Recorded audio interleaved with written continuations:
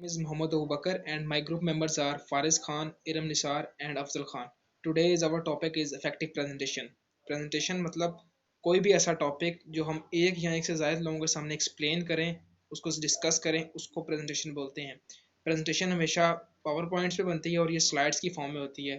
Presentation को बनाते वक्त सबसे पहले हम एक एजेंडा रखते हैं। एजेंडा मतलब कोई भी ऐसा टॉपिक जो हम एक फॉर्मल मीटिंग के अंदर डिस्कस करते हैं उसको एजेंडा बोलते हैं। किसी भी प्रेजेंटेशन को प्रिपेयर करने के लिए उसके कुछ स्टेप्स होते हैं जिसमें पहले हम प्लान करते हैं अपने ऑडियंस को, ठीक है, एनालाइज करते हैं कि हमारे ऑडियंस क्या कर रहे हैं, क्या सोच रहे हैं, वो क्या एक्सपेक्ट करते हैं हमसे। उसके बाद हम अपनी प्रेजेंटेशन को प्लान करेंगे हम उसको कैसे बनाना चाहते हैं।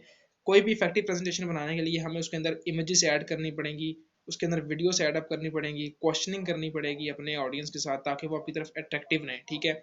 उसके बाद आपने अपना टॉपिक सेलेक्ट करना है कि आपका टॉपिक किस किस्म का होगा जिससे आपकी ऑडियंस आपकी तरफ अट्रैक्टिव होकर आपकी बात सुनेंगे। उसके बाद आपको पता होना चाहिए आपकी ऑब्जेक्टिव क्या है आपकी प्रेजेंटेशन के लेके, आप क्या एक्सप्लेन करना चाह रहे हैं लोगों के साथ।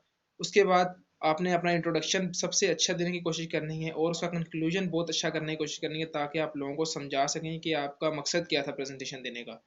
कोई भी अच्छी प्रेजेंटेशन तैयार करने के लिए उसके कुछ मेजर स्टेप्स होते हैं जिसमें सबसे मेजर स्टेप जो होता है उसको स्ट्रेटेजी बोला जाता है। सबसे पहले स्ट्रेटेजी क्या होनी चाहिए कि आपको कम्युनिकेट करने की हाउ नो होनी चाहिए कि आपने कैसे कम्युनिकेट करना है ऑडियंस के साथ। ये ना हो आपको पता ही ना हो कि आपने ऑडियंस आपसे क्या एक्सपेक्ट करते हैं, आप उनसे क्या बोलना चाहते हैं। मतलब अगर आप फॉर एग्जांपल किसी दूर इलाके में चले जाते हैं प्रेजेंटेशन देने, आपका कोई टॉपिक है या आपने कोई मार्केटिंग करनी है और वहाँ पे प्रेजेंट करना है अपने अपने आप को, अपने किसी भी नई चीज़ को, प्रोडक्ट को लॉन्च करना है वहाँ पे और उसकी मार्केटिंग करनी है, और आप पंजाब चले जाते हो और वहाँ पे आप इंग्लिश में बात करने लग जाओ या उर्दू में बात करने लग जाओ तो उसका कोई फ़ायदा नहीं है, उन लोगों को समझ नहीं आएगी, ठीक है। तो आप कोशिश करें आप उनकी लैंग्वेज में करें ताकि लैंग्वेज बैरियर ना आए सबसे पहले तो, ठीक है। तो उनको समझना और उनको समझाना ज़्यादा ईजी हो जाएगा। उसके बाद आपने अपनी ऑडियंस को देखना है कि वो क्या चाहते हैं, ठीक है। उसके बाद आपको पता होना चाहिए कि अपना टॉपिक है क्या, आपने उसको अच्छे तरीके से गो थ्रू करके जाना है उसको, ठीक है। गो थ्रू करने के बाद आपने क्लियर रहना है अपनी प्रेजेंटेशन के ऊपर, आप क्या बोलना चाह रहे हैं, क्या समझाना चाह रहे हैं। उसके बाद अपनी प्रेजेंटेशन को इस तरह प्रिपेयर करना है कि आपकी ऑडियंस आपसे प्रॉपर रेडी हो जाए कि आप क्या बोलना चाहते हैं उसको, ठीक है। आपकी ऑडियंस आपके ऊपर रिलाई होनी चाहिए, पूरी तरह मोटिवेट होना चाहिए, आपने इन्फॉर्म करना है उनको, टीच करना है प्रॉपर। उसके बाद आपने कांटेक्ट में रहना है उनके साथ, मतलब उनके साथ क्वेश्चन रेज करने हैं, उनको एक्टिविटीज़ में लाना है ताकि वो एक्टिव होकर सिर्फ आपकी बात सुने, आपके साथ पार्टिसिपेट करें और आपकी बात को समझ सकें। इसके अलावा और भी काफ़ी स्ट्रेटजी हैं जिसके लिए फारिस खान आपको बताएंगे नेक्स्ट टॉपिक में कि आप अपनी प्रेजेंटेशन को कैसे इफेक्टिव बना सकते हैं। Thank you. Bismillahirrahmanirrahim. Assalamu alaikum to everyone. My name is Faris Khan. Today my topic of presentation is effective presentation.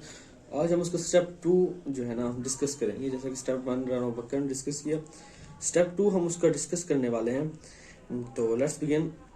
देखिए, after knowing what we have to say organise material structure, जब आपको पता होता है ना कि आपने क्या ऑर्गेनाइजेशन में, मतलब क्या आपने प्रेजेंटेशन में डिलीवर करना है, तो उसको ना उसी लिहाज से ना अपनी स्लाइड्स पे अरेंज किया जाए, ठीक है। उसको उस स्ट्रक्चर को अरेंज किया जाए उस लिहाज से ही करना चाहिए जैसे आपने उसे डिलीवर करना है। Don't assume that information will speak by itself. देखिए, खुद अपनी तरफ से कोई इन्फॉर्मेशन नहीं देनी, अपनी तरफ से बिल्कुल कोई इन्फॉर्मेशन नहीं देनी। इन्फॉर्मेशन जो है, जो होती है ओरिजिनल, वो ही देनी है। अपनी तरफ से कुछ भी नहीं उसमें ऐड करना। जो टू द पॉइंट बात करनी है, लॉजिकली बात करनी है। Audience might interpret information in different way, मतलब ऑडियंस जो होते हैं ना वो बहुत मतलब मुख्तलिफ तरीकों से वो इसमें इंटरफेयर करते हैं। वो कुछ भी सोचते हैं, वो आपसे कुछ भी पूछ सकते हैं, मतलब इस लिहाज से ना, तो ऑडियंस के लिहाज से ही आपको फिर सोचना चाहिए वो क्या सोचेंगे, तो आपको उस लिहाज से ही जवाब देना चाहिए।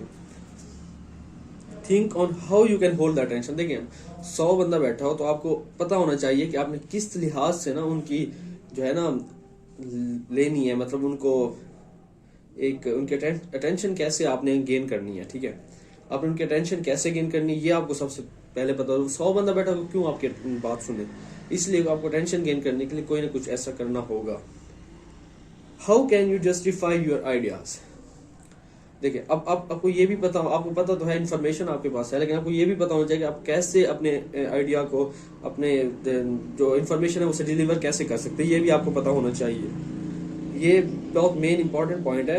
अब आपको इतना भी इंफॉर्मेशन तो होगी, लेकिन आपको कैसे डिलीवर करना है ये बहुत इंपॉर्टेंट पॉइंट है। Think from audience point of view. देख ऑडियंस बैठी होगी, वो बहुत सारे क्वेश्चन उनके माइंड में होंगे, वो आपसे बेशक नहीं पूछ रहे होंगे लेकिन उनके माइंड में होंगे। तो आपको ना उसी लिहाज से सोचना चाहिए कि वो क्या सोच रहे हैं, तो आप उस लिहाज से ही डिलीवर करना चाहिए अपना लेक्चर जो है या प्रेजेंटेशन जो है, उस लिहाज से डिलीवर करना चाहिए जैसे वो सोच रहे होंगे ऑडियंस वगैरह। How can you convince the audience. अब देखिए, और पहले इस पॉइंट को डिस्कस कर चुका हूँ। ऑडियंस जो होती है ना, वो जरूरी नहीं आपकी तरफ तवज्जो दे रही हो, आपको उस लिहाज से एक ना करना होगा कि आपने उनको कन्विंस कैसे कर सकेंगे। ये बहुत इंपॉर्टेंट पॉइंट है।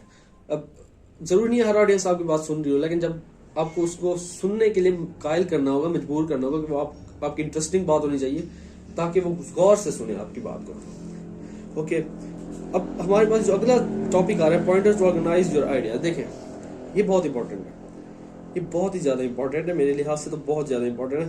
प्रोवाइड एन आउटलाइन और रोड मैप। देखिए, सबसे पहले ना आपको, जब आप ऑडियंस को डिलीवर कर रहे होते हैं अपनी प्रेजेंटेशन, तो आउटलाइन देनी होती है, रोड मैप, एक किस्म का ना आपको उनको डायरेक्शन दिखानी होती है, इस टॉपिक पे हम बात कर रहे हैं।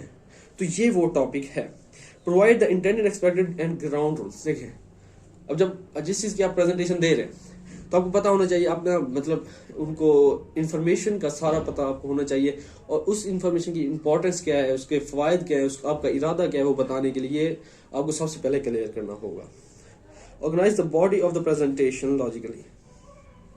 देखिए, अब लॉजिकली, पहले मैं बात ये कर चुका हूँ, लॉजिकली सब कुछ होना चाहिए, तो ये बहुत ही ज्यादा इंपॉर्टेंट है। मेरे साथ एक हुआ था, मैं सेकेंड सेमेस्टर की बात है, तो मैं प्रेजेंटेशन थी, मेरी तैयारी बिल्कुल नहीं थी, मुझे बताया गया था इमोशन आपका टॉपिक है, आपने उस पेपर डिलीवर करना है। तो मैं ना उसमें थोड़ा हट गया था, इमोशंस को प्यार मोहब्बत की तरफ ले गया, तो मतलब थोड़ा साइड पे हो गया, तो लॉजिकल से हट गया, तो मैम ने मुझे गेट आउट कर दिया। मतलब एक बात बता रहा हूँ कि लॉजिकली रहो, कुछ भी कहो, हाँ उसमें हंसी मजाक हो जाती थोड़ी बहुत, लेकिन लॉजिकली होनी चाहिए हर चीज। देखिए, plan ways to encourage audience. अब देखें, अब इनकरेज, आपने ऑडियंस तो बैठी है आपके सामने, आप उन्हें इनकरेज कैसे करना है, ये बहुत इंपॉर्टेंट पॉइंट है। उन्हें इनकरेज करें कि ये इसकी इंपॉर्टेंस ये है, इसका ये, इसके फायदे हैं, इसके आपका इरादा क्या है, तो ये बताने का, तो मतलब ये सब कुछ आपको उनको इनकरेज करने के लिए बोलना पड़ेगा। तो ये बहुत ही ज्यादा इंपॉर्टेंट पॉइंट है। Discuss pros and cons. अब देखें, जो चीज आप प्रेजेंट कर रहे हैं, आपको उस चीज का जो है ना, आपको एडवांटेजेस पता होना चाहिए, डिसएडवांटेजेस पता होना चाहिए। जब वो इन्फॉर्मेशन है ना, जब आप उनको बताएंगे यार इसके ये फायदे हैं, इसके ये एडवांटेजेस हैं, तो थोड़ा ना ऑडियंस का यकीन आ जाता है, तवज्जो आ जाती है आपकी तरफ कि देखिए इसके पास इतनी इन्फॉर्मेशन है कि वो आपको एडवांटेजेस दे बता रहे हैं, डिसएडवांटेजेस बता रहे हैं, मतलब हर चीज के ऑडियंस इस चीज से कायल होंगे। Okay, incorporate visual aids graphics. अब देखिए, ये बहुत इंपॉर्टेंट पॉइंट। अब जब आप पैराग्राफ लिखते हैं स्लाइड्स बनाते हुए, तो सिर्फ पैराग्राफ से कुछ नहीं होता, उसमें ग्राफिक्स ऐड करने पड़ते हैं, उसमें एड्स देने पड़ते हैं, उसमें फिगर मतलब पिक्चर्स देनी पड़ती है, फोटोज देनी पड़ती है। ये बहुत ही ज्यादा इंपॉर्टेंट पॉइंट है, इसलिए यहाँ से इससे मतलब वो उनके अटेंशन आती है ऑडियंस की ना, आपकी स्लाइड की तरफ अटेंशन बढ़ जाती है जब आप इस तरह से करते हैं। तो प्रिपेयर फॉर कंटेंजेंसी। देखें, 100 बंदा बैठा होता है जब आप दे रहे होते हैं प्रेजेंटेशन, तो आपको हर लिहाज से तैयार रहना चाहिए। अब उसमें वो कोई भी आपसे क्वेश्चन पूछ सकता है, कोई भी आपसे क्वेश्चन पूछेगा, आपको उस लिहाज से तैयार हर वक्त रहना चाहिए। कोई भी चीज वो हो सकती है, कोई भी सवाल पूछा, आपको उस लिहाज से हर चीज आनी चाहिए। तो thank you very much. Now I will invite Iram Nisar for the further presentation. Thank you very much. Assalamualaikum.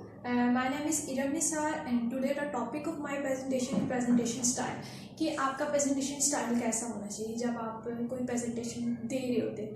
अगर आपने अपनी प्रेजेंटेशन को इफेक्टिव करना है तो आप अच्छा, प्रेजेंटेशन दो तरीके की होती है, मतलब दो तरीके की नहीं होती, मतलब दो तरीके के इंसान प्रेजेंटेशन प्रेजेंट करते हैं। एक जो होते हैं मोस्टली बैड प्रेजेंटेशन प्रेजेंट करते हैं, जिनमें जो अपना कॉन्फिडेंस लूज कर देते हैं, जिनको अंदर ही अंदर ये डर होता है कि वो प्रेजेंट नहीं कर सकते, उनको लोगों का डर होता है, उनको ये होता है कि लोग उनके बारे में क्या कह देंगे अगर वो जो बोल रहे होंगे कहीं गलत ना बोल दें।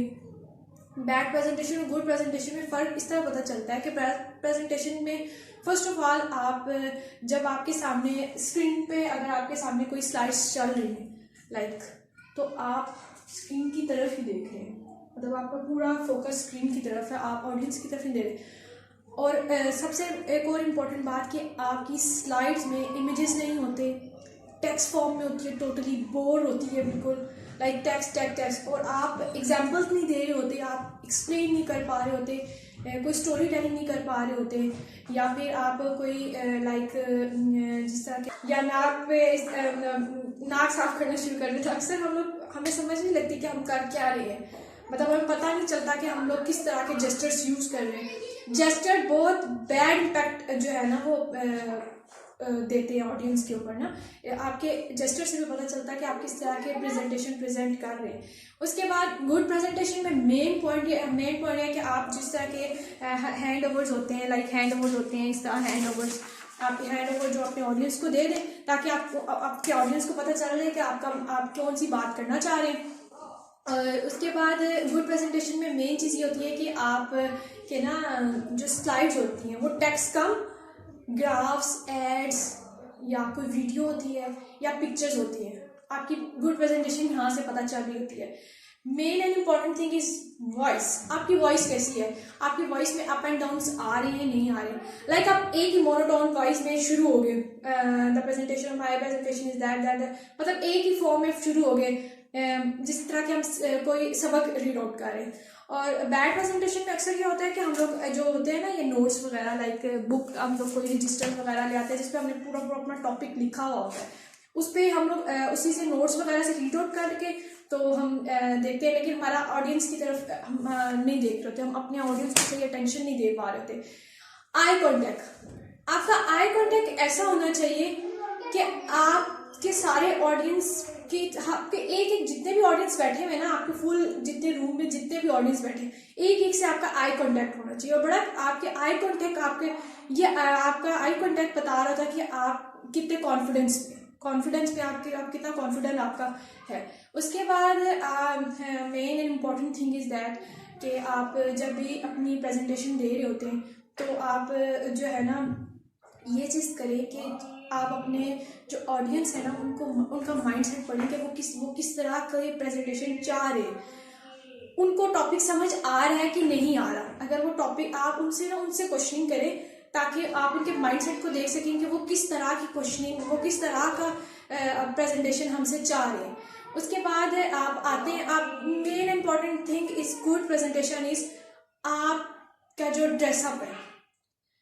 बॉडी जेस्चर तो एक तरफ होगी ना, first impact is the last impact. आप प्रेजेंटेशन देने आ रहे हैं और आपने पहनी हुई है जीन्स वगैरह, लाइक अगर लड़के वगैरह इस तरह एक प्रॉपर प्रोफेशनल ड्रेस में आए, ये बहुत अच्छा इम्पैक्ट पड़ता है। उसके बाद आप जो है आपके अगर जो है ना, ये भी एक बहुत इंपॉर्टेंट चीज़ है कि ना आपकी प्रेजेंटेशन में कुछ ऐसे जो होते हैं ना ऑडियंस, आप जो है ना ये चीज़ करें कि आप अपने जो ऑडियंस है ना उनका माइंड सेट पढ़ें कि वो किस तरह का ये प्रेजेंटेशन चाह रहे हैं, उनको टॉपिक समझ आ रहा है कि नहीं आ रहा। अगर वो टॉपिक आप उनसे क्वेश्चनिंग करें ताकि आप उनके माइंड सेट को देख सकें कि वो किस तरह की क्वेश्चनिंग, वो किस तरह का प्रेजेंटेशन हमसे चाह रहे हैं।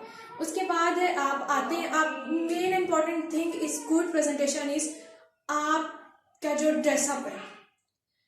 बॉडी जेस्चर तो एक तरफ होगी ना, first impact is the last impact. आप प्रेजेंटेशन देने आ रहे हैं और आपने पहनी हुई है जीन्स वगैरह, लाइक अगर लड़के वगैरह इस तरह एक प्रॉपर प्रोफेशनल ड्रेस में आए, ये बहुत अच्छा इम्पैक्ट पड़ता है। उसके बाद आप जो है आपके अगर जो है ना, ये भी एक बहुत इंपॉर्टेंट चीज़ है कि ना आपकी प्रेजेंटेशन में कुछ ऐसे जो होते हैं ना ऑडियंस में, कोई ऐसा बंदा बैठा होता है, लाइक हाईजैकर बैठा होता है जो आपको इरिटेट करने की पूरी कोशिश कर रहा होता है, आपको आपके मेन पॉइंट से हटाना चाहता है। आपकी पूरी कोशिश ये होनी चाहिए कि आपको वो अगर डीमोटिवेट कर रहा है ना तो आप उसको डिस्ट्रैक्ट कर दें। आप उसके आंसर्स पहले से प्रिपेयर किए और आप उसको मुंह पे मारे ताकि आपको वो नेक्स्ट टाइम वो क्वेश्चन ही ना कर सके, ताकि वो उसकी कोशिश ये होती है कि आपका माइंड डाइवर्ट हो जाए, किसी और पॉइंट पे चला जाए, आपको टॉपिक से हटाना चाह रहा होगा। आपकी पूरी कोशिश होनी चाहिए कि आप उसको मतलब कि ना अपने टॉपिक पे ही रहे कि उसको ऐसा जवाब दे कि नेक्स्ट टाइम वो आपको क्वेश्चन ना कर सके, क्योंकि जो लोग बैठे होते हैं ना वो आपको जज कर रहे होते हैं कि आप किस तरह का प्रेजेंट कर रहे हैं, आपके अंदर कितना कॉन्फिडेंस है।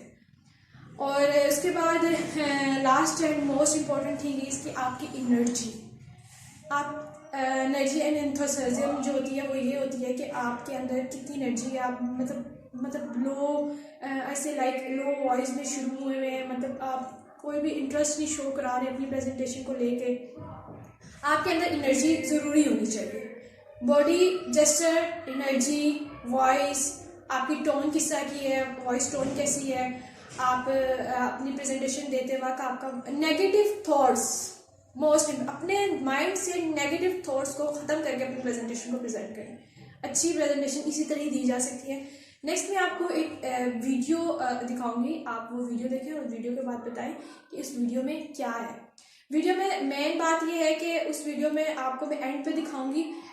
उस वीडियो में ये है कि एक वीडियो है, उसका जो है स्टोरी, वो एक वीडियो चल रही है, उसमें आपको लाइफ के बारे में पता चल रहा है कि आपकी लाइफ क्या, आप अपनी लाइफ कैसे स्पेंड करते हैं, अब आप अपनी लाइफ को किस तरीके से लेके चलते हैं। एंड अफजल खान अब आएंगे, आपको आके बताएंगे कि हैंडलिंग क्वेश्चन किस तरह होती है। Thank you so much. Thank you, Iram.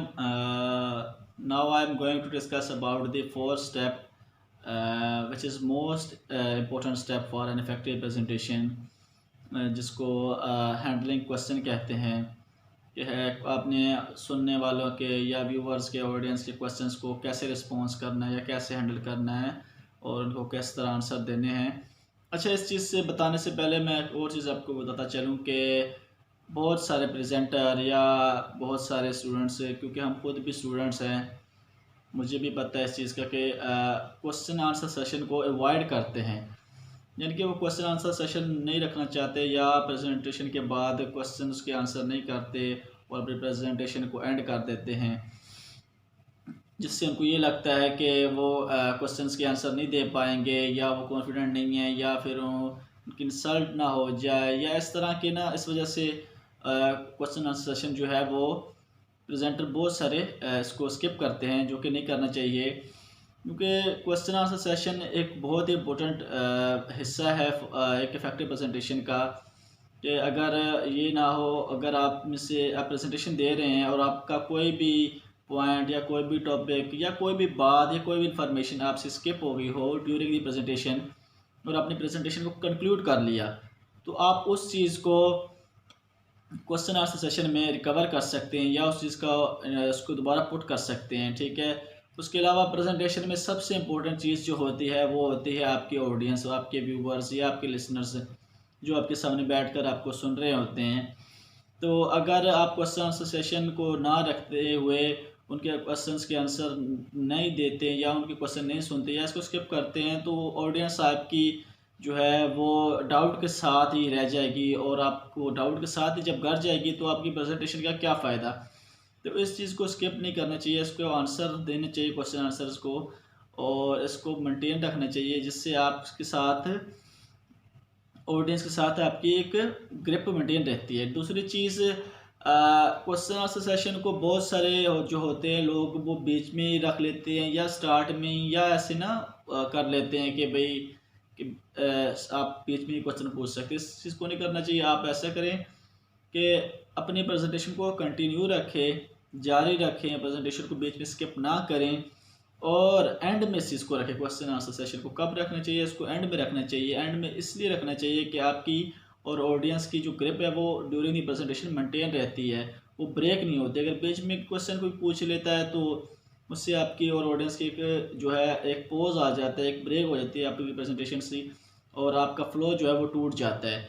इस चीज़ को एंड में रखना चाहिए। उसके बाद तीसरी चीज़ ये है कि अगर आपको क्वेश्चंस के आंसर्स नहीं आते तो आप उसको ऑनेस्टी शो करें और आप उसको सॉरी कह सकते हैं कि जी मुझे इस चीज़ का आंसर नहीं पता, मैं इंशाल्लाह अगली बार या इस चीज़ का पता करूँगा कि क्या आंसर है इसका। अच्छा, इसके अलावा आप जैसे ही प्रेजेंटेशन एंड करते हैं या प्रेजेंटेशन जब प्रिपेयर कर रहे होते हैं, कंक्लूड कर रहे होते हैं कि भाई प्रेजेंटेशन हमने तैयार कर ली, तो आप एक चीज़ का एहतियात रखिएगा। आप पहले से कुछ क्वेश्चंस के एंटिसिपेट क्वेश्चन जो होते हैं उनके आंसर तैयार रखिएगा, क्योंकि आपको पता होता है कि आपका टॉपिक क्या है और जो उसके रेलेवेंट क्वेश्चंस हैं आपको पहले से तैयार रखनी चाहिए। क्यों कि आपको पता होना चाहिए कि आपकी ऑडियंस आपसे क्या पूछ सकती है, ठीक है।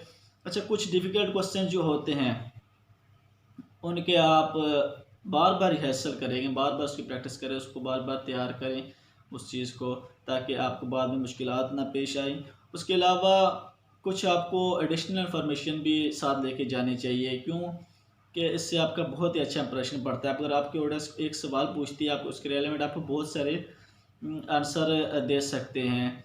तो जैसे कि फॉर एग्जांपल आपसे कोई पूछता है आपकी यूएनए के मतलब, यूनाइटेड नेशंस ऑफ ऑर्गेनाइजेशन के मतलब आपकी प्रेजेंटेशन है, तो आपकी ऑडियंस फॉर एग्जांपल आपसे पूछती है कि यूएनओ कब बनी, तो आप उसका आंसर देते हैं भाई अक्टूबर 1945 में बनी है। तो आप इसके साथ एडिशनल इंफॉर्मेशन भी दे सकते हैं, जैसे कि ये क्यों बनी है, किस वजह से बनी, कि भाई वर्ल्ड वार 2 के बाद ये ऑर्गेनाइजेशन बनी है ताकि दुनिया में अमन कायम रहे, और इसका मोटिव भी यही है कि इट्स यूर वर्ल्ड। इसका आप इसको एडिशनल इंफॉर्मेशन दे सकते हैं। उसके बाद क्या चीज़ आती है, उसके बाद आता है जी बहुत सारे आपके ऑडिटोरियम में या क्लासरूम में या ड्यूरिंग दी प्रेजेंटेशन में आपके जो लिसनर्स होते हैं उसमें से बहुत सारे कुछ हाईजैकर बैठे होते हैं जो कि आपकी प्रेजेंटेशन को हाईजैक करना चाहते होते हैं, या शरारतन करना चाहते हैं, या जानबूझकर करना चाहते हों। तो उनसे आपको बचना है ताकि आपको वो हाईजैक ना कर सके, आपको डिस्ट्रैक्ट ना कर सके। तो आपको उससे कैसे बचना है, आपको वो बार बार जो भी क्वेश्चन पूछेंगे तो आप उसका आंसर जो आपकी प्रेजेंटेशन की मेन पॉइंट है, रेलेवेंट पॉइंट है, या जो आपकी मेन फोकस है, आप उसको बार बार उस पॉइंट पर लेकर आएँ। ये ना हो कि आप उधर उधर निकल जाएं और आप जो है बहस मुबाहिसे में पड़ जाएं। तो ये अच्छे प्रेजेंटर की ये निशानियाँ नहीं होती। आप उसको मेन पॉइंट पर लाएं बार बार, और उसी नुक्ते पर लाएं ताकि वो डीमोटिवेट हो जाए और आपसे दोबारा क्वेश्चन ना करे, ताकि आप दोबारा तंग ना करें। उसके बाद जी क्या चीज़ आती है, उसके बाद ये आता है कि बहुत सी प्रेजेंटर ये भी गलतियाँ करते हैं कि आंसर जो है आपका ऑडियंस कुछ कर रहा होता है, आप उसका आंसर क्या कुछ कर रहे होते हैं, जवाब गंदम होता है, आप जवाब चना दे रहे होते हैं।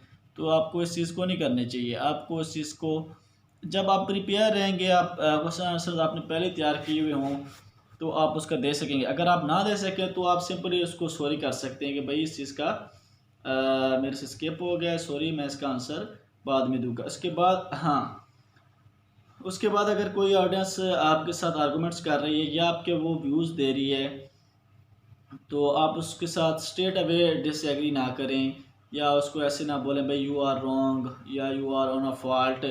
आप इसका आंसर बेटर लैंग्वेज में दे सकते हैं कि भाई मैं आपके व्यूज़ की रिस्पेक्ट करता हूँ, लेकिन मेरी फीलिंग्स कुछ इस तरह, और अपना मौक़िफ़ उसके आगे रख सकते हैं। और ये सारी टेक्निक्स आपने हैंडलिंग एंड क्वेश्चन में ये चीज़ें सोचनी है, मेंटेन रखनी है, ठीक है। उसके बाद जो नेक्स्ट है मेरा जो नेक्स्ट स्टेप है इफेक्टिव प्रेजेंटेशन का, वो है चेक लिस्ट में आपकी छोटी छोटी बहुत सारी चीज़ें आती हैं। अगर आप उस चीज़ को अवॉइड करते हैं तो आपका थोड़ा सा इंप्रेशन ख़राब हो सकता है। अगर आप उसको कैरी करते हैं, अपने उसको देखते हैं, तो आपका बहुत ही अच्छा जो कि इंप्रेशन पड़ सकता है। तो क्या चीज़ें हैं चेक लिस्ट में, आप अपनी स्लाइड्स को इन टाइम पहले से प्रिपेयर करें, लास्ट मिनट का वेट ना करें, प्रोजेक्ट को पहले से चेक करें, ठीक है। ये ना हो कि भाई ऑडियंस बैठी हो कि बड़ी जज्बे से बैठी हो कि आप आएंगे और आप यहाँ पे प्रेजेंट करेंगे और आप एक बहुत ही अच्छा फ्लो बनाएंगे, और एट द स्पॉट आपने चेक लिस्ट ना की हो, अपने लैपटॉप चेक ना किया, उसकी बैटरी डाउन हो या उसकी स्लाइड्स जो हैं प्रिपेयर ना हो, और आप उस टाइम लैपटॉप में फंसे हुए हों, या आप उसकी क्या कहते हैं स्लॉट में लगे हों प्रोजेक्टर के। तो ये चीज़ें आपको पहले से ही मेंटेन रखनी चाहिए, प्रेजेंटेशन से पहले ही चेक लिस्ट करनी चाहिए। उसके अलावा प्रिपेयर्ड रहें चेक लिस्ट में। उसके अलावा अपने टॉपिक जो है, अगर आप एक से ज़्यादा प्रेजेंटर हैं तो पहले से डिवाइड कर लें, ठीक है, कि यहाँ से यहाँ आपने प्रेजेंट कर, यहाँ से आप इतने, अगर ग्रुप की शक्ल में, अगर आप अकेले हैं तो फिर तो आपको डिवाइड करने की ज़रूरत नहीं है, उसको आप पूरे को देखना होता है। चेक लिस्ट में ये भी है एक चीज़ है कि आप अगर आपका कोई भी ग्रुप मेंबर जो है किसी चीज़ को स्किप कर देता है तो आप उसको बाद में ताकि कवर कर सके हैं। अच्छा, लास्ट जो स्टेप है इफेक्टिव प्रेजेंटेशन का, वो है कंक्लूजन। क्योंकि इफेक्टिव प्रेजेंटेशन का मतलब ये है कि आप अपना इन्फ्लुएंस जो है अपने ऑडियंस पर छोड़ें, आप अपना जो है एक मकसद आपका पूरा हो जाए और आप ऑडियंस को फुली सेटिस्फाई कर सके, ताकि आपका जो पर्पज़ है वो पूरा हो, यही इफेक्टिव प्रेजेंटेशन क्या है। तो कंक्लूजन में इसमें क्या है कि कंक्लूजन में ये है कि आप सही जो आपका है इन्फ्लुएंस छोड़ते हैं अपने ऑडियंस पर, वो कंक्लूजन में होता है। कैसे कि कंक्लूजन में आप ना अपने पूरी प्रेजेंटेशन को एक छोटे छोटे स्टेप में, छोटे छोटे पॉइंट्स में समराइज़ कर देते हैं, ठीक है।